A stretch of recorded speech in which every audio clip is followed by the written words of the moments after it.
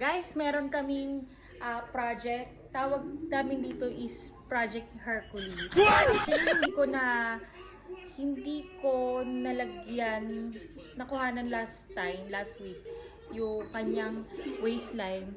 Ngayon, bali this is week number 2. Week 2 to.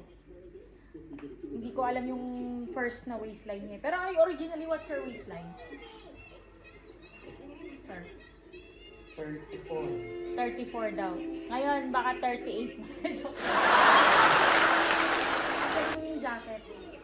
By the way, Sir Romel, sabi ang inyong Airbnb host. Project Hercules to. Project Hercules.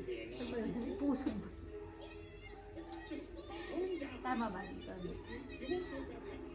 34 ka. Ayan. Ngayon 39 ka na. Saan mo dapat?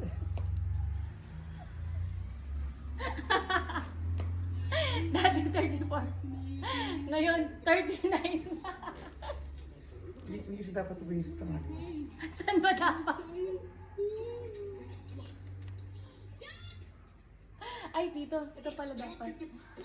Sorry, ito pala yung... Dapat, wait, dapat ang pinapakita. Doon ba dapat? Hindi ko alam. 38 pa rin. Parang lang yung flat lang yun, diretso lang yun. Pero magkabago dyan. Kaya dilaway siya. Gagalit na siya. Gagalit na siya sa... Baka punitin to. 37! 37K! Parang saan mo nakuha yung 34? Yung size ng anong 34 eh. Yung size ng aking mga... Ako, ayan, basta Project Hercules kaming dalawa. Oh. Oh. Oh, sige, kung ano mo. 28. 28? Grabe ka naman. 26. Oh, ikaw 26 ka. Oh, 26. Ayan. 26 ako ngayon. 4th week to yan. So, next week, kukuhanan ko ulit ng panibagong,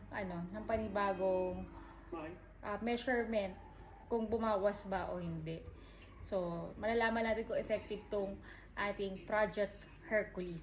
Okay? Sige. I-upload na lang namin ulit dito yung updates. Okay? Bye! Sir, bye na! Bye-bye na! Bye-bye! Yan, bye! Suplado. Bye!